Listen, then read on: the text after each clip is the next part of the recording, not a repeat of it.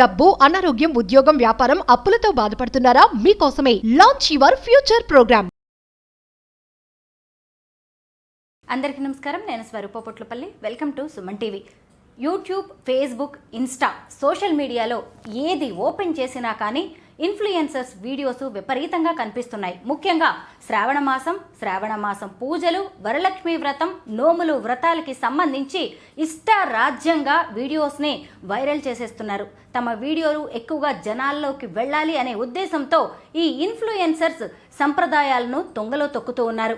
ప్రస్తుతం నాతో పాటు ఉన్నారు ప్రముఖ జ్యోతిష్యులు నందిబట్ల శ్రీహరి శర్మ గారు. ఆయనతో మాట్లాడి ఈ సెలబ్రిటీస్ చేస్తున్న విధానాలు అవి ప్రేక్షకుల మీద, వారిని ఫాలో అయ్యే వారి మీద ఎలాంటి ప్రభావం చూపిస్తాయో తెలుసుకుందాం. నమస్తే శర్మ గారు. వాగర్థావివ సంపృక్తౌ వాగర్థ ప్రతిపత్తయే జగతః పితరౌ వందే పార్వతీ పరమేశ్వరౌ ఆదిత్యాయ చ సోమాయ మంగళాయ బుధాయ చ గురుశుక్రశనిభ్యశ్చ రాహవే కేతవే నమః. శృంగేరి పీఠాధిపతులకి, కంచి పీఠాధిపతులకి నమస్కారములు తెలియజేసుకుంటూ కార్యక్రమాన్ని ప్రారంభిద్దాం. గురువుగారు, మీరు కూడా చూస్తూ ఉన్నారు కదా, శ్రావణ మాసం అనగానే ఆడవాళ్ళకి ఎంత సంతోషంగా ఉంటుందో. అయితే కొంతమంది సెలబ్రిటీస్ అని చెప్పుకునే వాళ్ళు, కాస్త బిగ్ బాస్ లాంటి చోట ఫేమ్ వచ్చిన వాళ్ళు, వైరల్ అవుతున్న వీడియోస్ ఉన్నవాళ్ళు ఇష్టారాజ్యంగా పూజలు చేసేస్తున్నారు. ముఖ్యంగా పూజ శ్రద్ధగా, భక్తిగా కంటే కూడా హంగు ఆర్భాటాలతో చేస్తున్నారు. పేర్లైతే నేను ఇక్కడ చెప్పట్లేదు, మన ప్రేక్షకులందరికీ వారెవరో కూడా తెలిసిందే. అసలు శ్రావణ మాసం పూజలను, వరలక్ష్మి వ్రతాలను, నోముల్ని, వ్రతాలని ఎలా చేసుకోవాలి? అసలు మనకు శాస్త్ర ప్రకారము వరలక్ష్మి వ్రతమే కాదమ్మా, ఏ పూజ అయినప్పటికీ కూడా అక్కడ హంగు ఆర్భాటము అనేటువంటిది లేకుండా శాస్త్రీయమైనటువంటి విధానంలో చక్కగా చేసుకోవాలి. శాస్త్రీయమైన విధానం అన్నప్పుడు ఏంటి? ఆ పూజ చేసేటువంటి ప్రదేశము శుచిగా, శుభ్రతగా ఉండాలి. ఎత్ర శుచి తత్ర దేవతాః. కాబట్టి ఎక్కడ శుచి శుభ్రత ఉంటుందో అక్కడ దేవతలు కొలువై ఉంటారు అని చెప్పి, అందున లక్ష్మీ అమ్మవారు మహాసున్నితమైనటువంటి దేవత. ఇంత అపవిత్రత ఉన్నప్పటికీ కూడా ఆ అమ్మవారు అక్కడ ప్రవేశము చెయ్యదు. ఇక మనం విషయానికి వచ్చినట్లయితే ఈ రోజులలో, అంటే పూర్వం ఒకప్పుడు ఈ యొక్క వ్రతాలు అనేటువంటివి కేవలం శాస్త్రము తెలిసినటువంటి వాళ్ళు, గొప్పింటి వాళ్ళు మాత్రమే చేసుకునేటువంటి పండుగగా ఉంది. ఇక ఒక రకంగా చెప్పాలంటే ఇప్పుడు చాలా మేలు అని చెప్పవచ్చు. బహుళ వ్యాప్తంగా వచ్చి అనేక ప్రసార మాధ్యమాల ద్వారా మీరన్నట్టుగా ఇన్ఫ్లుయెన్సర్, ఇప్పుడు ఇన్ఫ్లుయెన్సర్స్ కాదు, ఒకప్పటి పాతతరం ఇన్ఫ్లుయెన్సర్స్ శాస్త్ర ప్రకారము చక్కగా కూర్చొని చేయడం ద్వారా అవి చూసినటువంటి వాళ్ళందరూ కూడా బహుళ వ్యాప్తమై అన్ని కుటుంబాలలో ఇది చేసుకోవడం అనేటువంటిది ఒక సాంప్రదాయంగా వచ్చింది. ఆచారంగా వచ్చేటువంటి కుటుంబాల్లో చేసుకోవడం అది ఆచారం, కానీ కొత్తగా దీన్ని ఒక సాంప్రదాయంలాగా పట్టుకొని వచ్చారు. చాలా మంచిది, భక్తిభావం పెరుగుతుంది. ఈ యొక్క వ్రతములు, నోములు కానీ ఇలాంటివి తెలియని అన్నీ కూడాను ప్రతి మానవుడు కూడా చేసుకోవడం వల్ల మంచి జరుగుతుంది. అయితే మనకు ఒక సామెత ఉంది, రాను రాను రాజుగుర్రం గాడిదైనట్టు. ఇప్పుడు ఉన్నటువంటి విషయంలో చూసుకుంటే వ్రతం అనేటువంటిది, నోము అనేటువంటిది చేసుకునే విషయాల్లో నియమనిష్టలు పాటించాల్సినటువంటి విధానంలో కూడా అవి తుంగలో తొక్కేసేసి మీరన్నట్టుగా ఒక దుష్పరిణామము, అలాగే చెడు సాంప్రదాయానికి నాంది పలికినట్టుగా ఈనాటి ఇన్ఫ్లుయెన్సర్స్, బిగ్ బాస్లో కాంటెస్ట్ చేసిన వాళ్ళైతేనేమి, ప్రముఖ రాజకీయ నాయకులైతేనేమి, ఇంకా చెప్పాలి అంటే అడపాదడప అప్పుడప్పుడు సీరియల్స్లో కనిపించేటువంటి వాళ్ళైతేనేమి, వాళ్ళు చేసినటువంటివి అనేక వీడియోలు, ఎంతోమంది వీడియోలు, దాదాపుగా నేను ఒక 16-18 మంది వీడియోలు నేను చూశాను.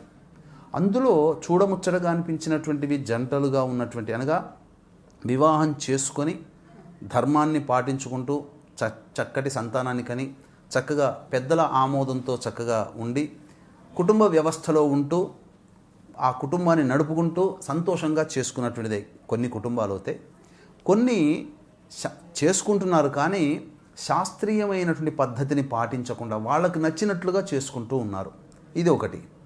ఇక మూడవది, ఇప్పుడు మీరు చెప్తున్నట్టుగా ఈ మధ్యకాలంలో దీన్ని ఇంతగా, గత సంవత్సరం కూడా ఇట్లాంటి పిచ్చి పిచ్చి వ్యవహారాలు చేశారు, కానీ ఈ సంవత్సరం అది ఇంకా ఎక్కువైపోయి ఎక్కువ మంది ఈ చెడు విధానంలోకి వెళుతున్నారమ్మా. తద్వారా జరిగినటువంటి నష్టం ఏంటి అని అంటే, రాబోయే తరానికి, కాబోయే యువతరానికి ఒక రాంగ్ మెసేజ్ అనేటువంటిది వీళ్ళు ఇస్తున్నారు. ఇప్పుడు జరుగుతున్నటువంటివి ఏమి కూడా, ఇప్పుడు చేసుకున్నవన్నీ కూడా అవేవి సరైనటువంటి విధానం కాదు. శాస్త్రము ఒప్పుకోదు, అలాగే ధర్మము కూడా ఒప్పుకోదు. పాషండ మతములుగా ఉన్నటువంటి విధానంలో ఉన్నటువంటిది. చండాలన్నంతా తెచ్చుకొని చూస్తున్నారు. ఆ చండాలని మన కళ్ళ బట్టి చూసి మనము కేవలం చెడు చేస్తేనే కాదమ్మా, చెడు విన్నా, చెడు చూసినా, చెడు మాట్లాడినా మనకు దోషం కలుగుతుంది. అటువంటి వీడియోలు వాళ్ళు చేయడం ఆ దోషము, అది మన కర్మ కొద్దీ మనం చూడడం మన దోషం. కాబట్టి శాస్త్ర ప్రకారం చేసుకోవాలమ్మా. మామూలుగా ఆడపిల్లలు మంచి భర్త రావాలి అని మంగళగౌరి వ్రతం చేసుకుంటారు. అది కూడా వాళ్ళు ఒక్కరుగానే చేసుకుంటారు. పెళ్లి కుదిరినా కానీ పెళ్లి కుదిరింది కదా అని అతన్ని పక్కన పెట్టుకొని కూడా అలాంటి వ్రతాలు కానీ పూజలు చేయరు. ఇంకొక వైపు భర్త బాగుండాలని లక్ష్మీ కటాక్షం కోసం కూడా భర్తతో శాస్త్రోక్తంగా ఇలాంటి వరలక్ష్మి వ్రతాలు చేసుకుంటారు.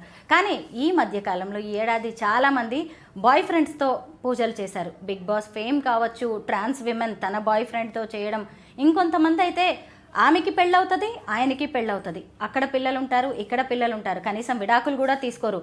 మమ్మల్ని ఎవరు కాదనేది, మా ప్రేమను కాదనేది అని సహజీవనం చేస్తూ ఉంటారు. వారిద్దరూ కూడా ఎంత ఆర్భాటంగా ఇలా పూజలు చేసుకుంటారో వీటిని మనం ఎలా చూడాలి?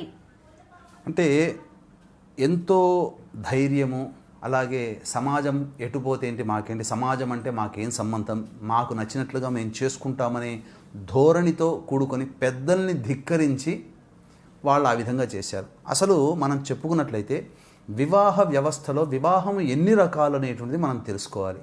మనకు శాస్త్రం ప్రకారం అనాదిగా మహర్షులు కూడా ఆమోదించినటువంటివి 8 రకాల వివాహాలు. బ్రహ్మ వివాహము, ఆర్ష వివాహము, ప్రాజాపత్య వివాహము, అలాగే దైవ వివాహము, అసుర వివాహము, పైశాచ వివాహము, ఇలా చెప్పుకోదగినటువంటిది 8 రకాల గాంధర్వ వివాహము ఇలాంటి వివాహాలు అనేటువంటి 8 రకాలుగా ఉన్నప్పుడు ఇప్పుడు ఎవరైతే సోకాళ్ళు మనం చూస్తున్నామో సెలబ్రిటీస్ అనేటువంటివి, వాళ్ళు ఏ వివాహ వ్యవస్థలో వాళ్ళు ఉండలేరు. ఇప్పుడు వీళ్ళు చెప్పుకోవచ్చు అన్ని వివాహాల్లో బ్రహ్మ వివాహం అంటే కూడా పెద్దలు కుదిర్చింది, ఆర్ష వివాహం అంటే కూడా చక్కగా ఇటు తల్లిదండ్రులు అటు తల్లిదండ్రులు ఆమోదయోగం, బ్రహ్మ వివాహం అంటే వేదం చదువుకున్నటువంటి వ్యక్తికి ఇచ్చినటువంటిది, ప్రాజాపత్యం అంటే ఒక చేసుకోబోయేటువంటి మామగారికి ఒక ఎద్దును కానీ ఆవును కానీ బహుకరించి వాళ్ళ ఇంటి కన్యను తీసుకోవడము, అలాగే ఆర్ష వివాహం అంటే చక్కగా ఈ సంబంధించినటువంటిది ఈ ఇరువురికి కూడాను కన్యా శుల్కము అని అంటారు కదా, అవి చెల్లించి తీసుకోవడం. అలాగే గాంధర్వ వివాహం అంటే ఇరువురు మెచ్చి చేసుకునేటువంటి వివాహం గాంధర్వ వివాహం. అయితే ఈ సోకాళ్ళు ఎవరైతే సెలబ్రిటీస్ కూర్చున్నారో నేను అనుకోవడం ఏంటంటే గాంధర్వ వివాహం కూడా ఉంది కాబట్టి నీకు నేను ఇష్టం, నాకు నువ్వు ఇష్టం అని చేసుకుని అలా భావించుకొని ఉంటున్నారు. గాంధర్వ వివాహంలో ఒక కండిషన్ ఏముందనంటే అబ్బాయి అమ్మాయిని ఇష్టపడి, అమ్మాయి అబ్బాయిని ఇష్టపడినప్పుడు ఆ ఇద్దరి తల్లిదండ్రుల ఆమోదంతో అక్కడ వివాహం జరగాలి. అప్పుడే అది గాంధర్వ వివాహం. ఇష్టపడి చేసుకునేది గాంధర్వ వివాహం అంటే ఏదో నువ్వంటే నాకు ఇష్టం ఈరోజు ఒకరోజు పెళ్ళిలాగా కాదు కదా. పైగా వీళ్ళు ఏ వివాహ వ్యవస్థలోకి వస్తారు? పైశాచ వివాహంలో వస్తారు. ఆ అబ్బాయి ఏమన్నా అమ్మాయికి ఇష్టం లేకపోయినా తీసుకుపోయి వివాహం చేసుకున్నాడా? లేకపోతే ఈ సంబంధించినటువంటి అసుర వివాహం అని అంటే అమ్మాయి నిద్రిస్తున్నప్పుడు అమ్మాయికి మానసిక స్థితి సరిగ్గా లేనప్పుడు బలవంతంగా తీసుకోవడం అసుర వివాహం. గాంధర్వ వివాహం అంటే ఇష్టపడినటువంటి వివాహం. మరి ఏ వివాహ వ్యవస్థలోకి సోకాల్డ్ సెలబ్రిటీస్ వస్తారు? ఒక రకంగా చెప్పాలంటే ఒకళ్ళేమో ఆల్రెడీ పెళ్ళైపోయి ఉంటుంది, అబ్బాయికి అయి ఉంటుంది, అమ్మాయికి అయి ఉంటుంది, డైవోర్స్ కేసులు నడుస్తూ ఉంటుంటాయి, వాళ్ళ కుటుంబాలకి విడిపోయి వీళ్ళిద్దరూ కలిసి కూర్చొని చక్కగా చేయిస్తుంటుంటారు. ఎంత దోషము! ఇంకొకటి ఈ మధ్య సోకాల్డ్ చిన్న పిల్ల వాళ్ళకి అజ్ఞానం, వాళ్ళకి 25 ఏళ్ళు 30 ఏళ్ళు కూడా ఉండవేమో, ఆ పిల్లలు కూడా కూర్చొని కాబోయే భర్త. ఇక్కడ కామెంట్స్లో కూడా వాళ్ళ ఆమోదం తెలిపినట్టుగా కామెంట్స్లో చూస్తే త్వరలో మీరిద్దరూ పెళ్లిగా చేసుకోవాలి, దంపతులుగా ఉండాలి, ఆశీర్వదిస్తున్నామని కామెంట్స్లో. అంటే జనాలు ఎట్టుపోతున్నారంటే వాళ్ళు చేశారు కాబట్టి ఆమోదం తెలుపుతున్నారా? ఇంకొకటి ఇది పక్కా ఒక రకంగా చెప్పాలంటే వివాహ వ్యవస్థ కిందికి రాదు. వివాహం కాకుండా నువ్వు లివింగ్ రిలేషన్స్లో ఉండి ఒక వ్యక్తి, అమ్మాయి కావచ్చు అబ్బాయి కావచ్చు, అమ్మాయి చేసుకునేటువంటి పూజా విధానంలో ఎలా కూర్చొని ఆ అబ్బాయిని పక్కన పెట్టుకుంటుంది? ఏ గోత్రం చెబుతుంది? చెప్పుకునేప్పుడు గోత్రం అంటూ ఉండాలి కదా. పుట్టింటి గోత్రం చెప్తుందా? లేకపోతే లివింగ్ రిలేషన్స్లో ఉన్న అబ్బాయి గోత్రం చెప్తుందా? ఏ గోత్రం చెప్పి చేయించుకుందా? అమ్మాయిలు ఇద్దరు ఫొటోస్ పెట్టుకున్నారు. తర్వాత ఇంకొకటి ఏంటంటే కన్యాదానం ఎక్కడ చేశాడు? అమ్మాయి తండ్రి అబ్బాయికి ఏమైనా కాళ్ళు గడి కన్యాదానం చేశాడా? లేదా అమ్మాయి తండ్రి వచ్చి మా అమ్మాయిని నీకు ఇస్తున్నానయ్యా అని చెప్పి ఆమె చెయ్యిని ఆ అబ్బాయి చేతిలో పెట్టి సాగనంపాడా తల్లిదండ్రులు? ఏదీ లేదే. మరి అది వివాహం ఎలా అవుతుంది? పక్కా వ్యభిచారం అవుతుంది. అంతకంటే ఇంకా వేరే మాట లేదమ్మా. ఇంకొకటి మీరు అన్నట్టుగా మొదట్లో చెప్పారు, వివాహం కాని అమ్మాయిలు మంగళగౌరి వ్రతం చేసుకుంటారు. వరలక్ష్మి వ్రతం మనకు పక్కా సుస్పష్టముగా కథలోనే అమ్మవారు చెప్పింది. చారుమతి భర్త పిల్లలు కలిగి ఉండి అత్తమామల్ని ప్రేమిస్తూ అనురాగంతో వాళ్ళని ఆదరిస్తూ భర్త యందు అనురక్తిగా ఉండి పతివ్రత ధర్మాన్ని పాటిస్తూ సంతానాన్ని కని ఆ సంతానాన్ని వృద్ధి చేసుకుంటున్న సందర్భంలో ఆమె దినచర్యని సంతోషించినటువంటి మహాలక్ష్మి అమ్మవారు కలలో కనిపించి ఈ విధంగా చేసుకో చారుమతి అని చెప్పింది. అంటే అక్కడ పరిపూర్ణమైనటువంటి మహిళకి ఆ విధంగా స్వప్నంలో కనిపించింది. ఆమె కూడా తనతో పాటు ఉన్నటువంటి ఆ ఊళ్ళో ఉన్నటువంటి వివాహమైన అమ్మాయిలందరినీ పిలిపించి చేసుకుంది. వీళ్ళు చేసింది ఏంటి? వివాహం కాకుండా వరలక్ష్మి వ్రతం చేయడానికి లేదు. మీరు అన్నట్టుగా మంగళగౌరి వ్రతం చక్కటి అబ్బాయి లభించాలనే కోరికతో అమ్మాయి చేసుకోవాలి, అది కూడా కన్య చేసుకోవాలి. మరి వీళ్ళు కన్య కిందికి వస్తారా? వీళ్ళు లివింగ్ రిలేషన్స్లో ఉన్నప్పుడు కన్యత్వాన్ని కోల్పోతారు కదా. మరి వీళ్ళు కన్యలు ఎలా అవుతారు? పోనీ వివాహం చేసుకుంది మహిళ అని అనడానికి కూడా లేదు, వివాహం కాలేదు అంటే వీళ్ళకంటూ కొత్తగా ఒక పదాన్ని కనిపెట్టాలి. ఇప్పుడున్నటువంటి శాస్త్రజ్ఞులు కానీ ధర్మాన్ని చెప్పేవాళ్ళు కానీ వాళ్ళు ఎవరో ఒకళ్ళు ఈ లివింగ్ రిలేషన్స్లో ఉండి అటు కన్యగా కాకుండా అటు పెళ్ళైన అమ్మాయిలాగా కాకుండా మధ్యస్థంగా ఉన్న వాళ్ళ కోసం ఒక కొత్త పదాన్ని కనిపెట్టాలి. ఆ కాలంలో ఇవి లేవు కదా. పైగా చేసుకునేటువంటి విధానంలో కూడా జుట్టు విరబూసుకొని చేసుకోవడం ఎంతవరకు కరెక్టు?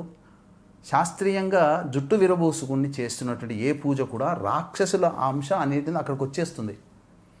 ఇది ఏదో నార్త్ సైడ్ కల్చర్గా వచ్చినటువంటిది. జుట్టు విరబూసుకుని కొంతమంది సెలబ్రిటీస్ చేసుకుని భక్తిగా చేసుకున్నా జుట్టు విరబూసుకొని చేసుకున్నారు. ఇంకొక అష్టదరిద్రాలకు ఇంకో దరిద్రం అన్నట్టుగా వీళ్ళు పూజ చేసుకునేటప్పుడు పెంపుడు జంతువులైన కుక్కను పెట్టుకొని పక్కన పెట్టుకొని దేవుని పూజలు చేసుకున్నారు. అసలు కుక్కని ఇంట్లోకే ప్రవేశం చేయకూడదు. మనం భోజనం చేస్తున్న సందర్భంలో కుక్క చూసినా అది అశుద్ధమైపోతుంది. అది శాస్త్రంలో చెప్పబడింది, నేను చెప్పింది కాదమ్మా. ఒకసారి శాస్త్రాన్ని తిరిగేస్తే అప్పుడు తెలుస్తుంది. ఎక్కడా కూడా కుక్కలు పెంచుకున్న దాఖలాలు ఉన్నాయా? రాజులు రాణులు కూడా. ఇప్పుడు కుక్కలు ఇప్పటి వాటి కావు కదా.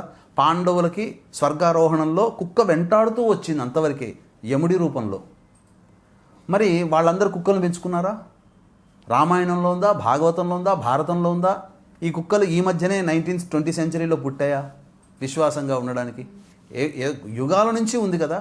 ఎందుకు కుక్కను దూరంగా పెట్టంటే శాస్త్ర ప్రకారం అది సంబంధము కాదు, పవిత్రత కోల్పోతారు. అన్నిటికంటే ముఖ్యంగా ఏంటంటే ఆ చక్కగా ఒళ్ళో పెట్టుకొని అమ్మవారి పూజలు చేస్తుంది ఆ అమ్మాయి కుక్కలతో పెట్టుకొని. ఏంటా పిచ్చి, ఎంత దరిద్రము. పోనీ ఇంకొకటి, ఈ చారుమతి అనేటువంటి కథ ద్వారానే మనం అన్నీ తెలుసుకుందాం. ఏంటి అనంటే వాయనం ఇచ్చేటప్పుడు చక్కగా ముత్తైదు యొక్క ఆశీర్వచనం తీసుకోవాలి. ఎవరికి ఇచ్చిందండి ఆవిడ? చాలామంది చూశాను, చిన్న చిన్న పిల్లలు. వాళ్ళకి వాయనం ఇవ్వడం ఏంటండి? వాయనం అనేటువంటిది వివాహమైన ఉన్నటువంటి మహిళకి ఇవ్వాలి, ముత్తైదులకు ఇవ్వాలి. వీళ్ళకి పిలిపించి వాయనం ఇవ్వడం ఏంటి అంటే ఏదో అలంకరణ చేసి ఏదో మీరు అన్నట్టుగా హంగు ఆర్భాటాలతో కేవలం ధనపరమైనటువంటి వాంఛతో లేదా నేను చేసుకుంటున్నాను మీరు కూడా ఈ బాటలో నడవండి అని చెప్పి 10 మంది పిల్లల్ని చెడగొట్టడానికి చేస్తున్నారు. సమాజాన్ని భ్రష్టు పట్టించడానికి ఈ రకమైనటువంటి పాడు పద్ధతుల్ని పాటిస్తున్నారు. అసలు ఆమోదం చేయకూడదు. ఎప్పుడైతే ఇలా వైరల్ అయిందో ఆ అమ్మాయి తన ఇష్టాల నుంచి ఆ ఫోటోలన్నీ తీసేసింది. మిగతా వాళ్ళు ఊరుకుంటారా? డౌన్లోడ్ పెట్టుకొని ఇలా చేసుకున్నారు అలా చేసుకున్నారు అని చెప్పి వైరల్ చేశారు. కానీ ఆమె ఇన్స్టాలో అసలు ఆ ఫోటోలే లేవు తీసి చూస్తే. కాబట్టి ఇది సరైనటువంటి చర్య అయితే కాదమ్మా. ముఖ్యంగా చెప్పాలి అంటే ఈ వరలక్ష్మి వ్రతాన్ని ఎందుకు చేస్తాము? లక్ష్మీ అమ్మవారి యొక్క అనుగ్రహం కలగడం. లక్ష్మి అంటే కేవలం డబ్బనే కాదమ్మా. నవగ్రహాల్లో శుక్రుడికి అధిష్టాన దేవత ఎవరు? లక్ష్మీదేవి. ఈ లక్ష్మీదేవి యొక్క అనుగ్రహం కలగడం వల్ల శుక్రుడి యొక్క అనుగ్రహం కలుగుతుంది. శుక్రుడి అనుగ్రహం కలిగితే ఏమవుతుంది? వైభవోపేతమైనటువంటి జీవితం అంటే కార్లు తిరగడము, మిద్దెల్లో ఉండడము, ఆనందకరంగా జీవించడం, ఎక్కడ కూర్చున్నా చల్లటి వాతావరణంలో ఉండడం, సోఫిస్టికేటెడ్ లైఫ్ని లీడ్ చేయడానికి ఉపయోగపడుతుంది ఆ యొక్క శుక్రగ్రహం యొక్క ప్రభావం. ఇంకా శుక్రుడు ఏం చేస్తాడు? ఆ శుక్రుడు చక్కటి వివాహాన్ని కలగచేస్తాడు. వివాహం కావలసిన వాళ్ళు శుక్రుని యొక్క అనుగ్రహం పొందాలి కాబట్టి చక్కటి దాంపత్యాన్ని ఇస్తాడు. ఇలా చేసుకోవడం వల్ల అమ్మవారికి ఆగ్రహం కలిగినందువల్ల వాళ్ళకి భవిష్యత్తులో జరిగే నష్టాలు ఏంటో తెలుసమ్మా? ఏదైతే వాళ్ళు సంపద ఉందో ఆ సంపద కోల్పోతారు. రేపొద్దున మనం ఇలాగే సోకాల్డ్ వాళ్ళు చేసుకున్నారు కదా, మాకు తెలియకుండా ఇతని వ్యక్తిత్వం తెలియకుండా నేను దగ్గరయ్యాను, ఇప్పుడు నేను బాధపడుతున్నాను, నేను అన్నీ తెలుసుకున్నాను, మమ్మీ డాడీ ప్లీజ్ నువ్వు నన్ను ఆదరించు అని చెప్పే రోజులు కూడా వస్తాయేమో. ఎందుకంటే దౌర్భాగ్యం చేశారు కదా, మంచి విలువల్లో ఉన్నటువంటి సమాజాన్ని భ్రష్టు పట్టించారు కదా.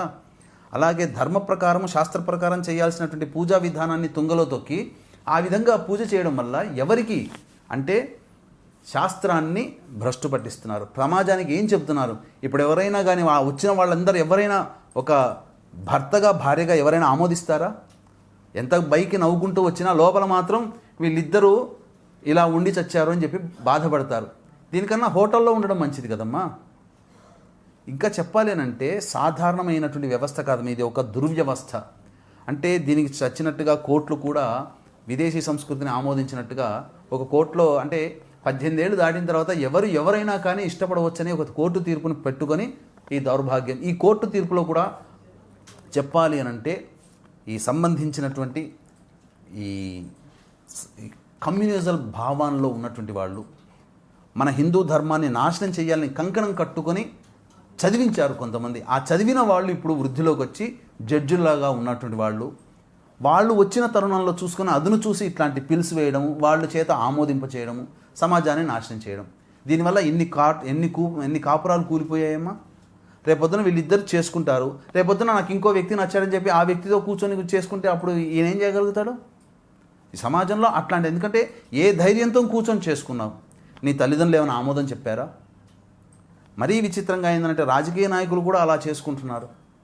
ఎక్కడ కన్యాదానం ఎక్కడ జరిగింది? భార్యగా పక్కన కూర్చోబెట్టుకొని చేయించాలంటే నీకు కన్యాదానం ఎవరు చేశారు? ఆ అబ్బాయికి ఈ అమ్మాయి నీ భార్య అని చెప్పి సమాజం ఎలా యాక్సెప్టెన్స్ చేసింది? వివాహం అంటే ఏదో తాళి కట్టడం, జీలకర్ర బెల్లం పెట్టడం కాదమ్మా. పూర్వకాలంలో సమాజం అనేటువంటిది ఉన్నప్పుడు నాగరికత అనేటువంటిది కోట్ల సంవత్సరాలు 400 కోట్ల సంవత్సరాల కిందట నాగరికత అనేది లేనప్పుడు ఎలా పడితే అట్లా జీవించారు. కానీ కొన్ని కట్టుబాట్లు సమాజంలో ఉన్నటువంటి వ్యవస్థ ఇవన్నీ కూడా ఒక చోట ఏర్పరచుకున్నప్పుడు అప్పుడు ఈ రకమైనటువంటి నిర్ణయాలు చేసుకున్నారు. అంటే వివాహంలో మా అమ్మాయి వివాహము అబ్బాయి వివాహం అనేది తండ్రి జరుపుతాడు కదా. ఏంటనంటే సింపుల్గా ఒక మాటలో చెప్పాలంటే వీళ్ళిద్దరికీ కూడాను వివాహ వయస్సు వచ్చింది, వీళ్ళిద్దరు కలిసి జీవించడానికి మనం అనుమతిస్తున్నామని చెప్పి ఇటు తల్లిదండ్రులు అటు తల్లిదండ్రులు యాక్సెప్టెన్స్ చేసి దీనికి సాక్షిభూతులుగా బంధుమిత్రులందరినీ ఆహ్వానం చేసి it's officially they are living together each other అని చెప్పి ఈ రోజు నుంచి ప్రకటన చేస్తున్నామని ఒక ప్రకటన ప్రపంచానికి సమాజానికి తెలియజేస్తున్నారు. ఆ రోజు నుంచి వాళ్ళు భార్యాభర్తలుగా చలామణి అవుతారు. వీళ్ళు ఏ రకంగా చలామణి అవుతున్నారు భార్యాభర్తలుగా? సమాజము అంగీకరించట్లేదు. పోనీ వీళ్ళని ఎవరైనా ముత్తైదుగా పిలుస్తారా? ఈ సోకాళ్ళు చేసుకున్నటువంటి వాళ్ళని ఎవరైనా వెళ్ళి వాళ్ళ ఇంటికి ఎవరింటికెళ్ళైనా ముత్తైదుగా వెళ్ళి ఒక వాయనం తీసుకుందా అమ్మాయి? ఆమె చేసుకుంది, కానీ వీళ్ళు ఎవరింటికైనా వెళ్ళి ముత్తైదుగా తీసుకున్నారా? అది చెప్పండి. మీరు చూసుంటారు కదా, మీరు ప్రసార మాధ్యమాల్లో ఉన్నారుగా. ఎవరైనా ఈ సోకాలు చేసుకున్నటువంటి వాళ్ళని పిలిపించి మీరు కూడా మా ఇంటి ముత్తైదుగా రండి అని చెప్పి పిలిచారా? ఆమెను ఎవరైనా పెట్టుకున్నారా? అక్కడే తెలిసిపోతుంది ఆమె స్థితి ఏంటో అనేది. కాబట్టి ఇదేదో హంగులు ఆర్భాటాల కోసం చేసుకున్నదే తప్ప సరైన విధానం కాదు. దీన్ని ఖచ్చితంగా ఖండించాల్సిందే. అటువంటి వాళ్ళకి సింపుల్గా చెప్పాలంటే వాళ్ళు ఇంకొకసారి ఇటువంటి ధైర్యం చేయకుండా ఉండాలంటే ఆ వీడియో చూసిన ప్రతి వ్యక్తి రిపోర్ట్ కొట్టాల్సిందేనమ్మా. అందులో ఏం సందేహం లేదు. ప్రతి వ్యక్తి కూడా రిపోర్ట్ కొట్టాలి. రిపోర్ట్ కొట్టకుండా కామెంట్ చేసినా, అలాగే నువ్వు చూసినా హిందూ ధర్మాన్ని నాశనం చేసిన వాడే అవుతాడు. కాబట్టి ఎవరైనా అటువంటి వ్యక్తులు వీడియోలు కనబడ్డప్పుడు అటువంటి ధర్మానికి విరుద్ధంగా చేసినప్పుడు ఏదో కోపాన్ని ప్రదర్శించే విధంగా కామెంట్ పెట్టకుండా రిపోర్ట్ కొట్టేయండి. ఇంకొకసారి ఆ ధైర్యం చెయ్యరు. ఇంకొకసారి మన ముందుకి వచ్చి ఆ వీడియోల రూపంలో ఆ దరిద్రాన్ని మనకి అంటించి వెళ్ళరు అని చెప్పవచ్చమ్మా. చక్కగా కట్టు బొట్టుతో తయారైన ఆడపిల్లని, మహిళని మహాలక్ష్మి స్వరూపంగా భావిస్తూ ఉంటారు. లక్ష్మీదేవిలా ఉన్నావు అంటారు. కానీ ఇప్పుడు ఈ రీల్స్ కోసం అని పూజల వంకతో ఇష్టం వచ్చినట్టుగా డాన్సులు వేస్తున్నారు, ఇష్టం వచ్చిన పాటలు పెడుతున్నారు, రీల్స్ చేసేస్తున్నారు.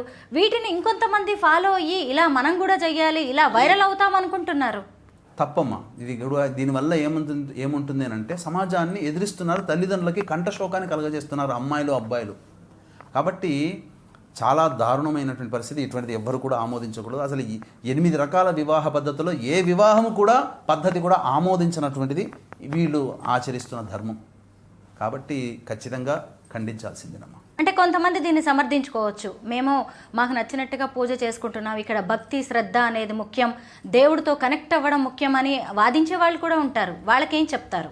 అటువంటిది ఉన్నప్పుడు సొంతంగా ఇంట్లో ఒక్కదాన్ని కూర్చొని చేసుకోమ్మా. ఆయన పక్కన కూర్చోబెట్టుకొని చేసుకోవాల్సిన అవసరం ఏముంది? సొంతంగా కూర్చుంటే మీ అమ్మ నాన్న గోత్రమే చెప్పుకుంటావు కదా.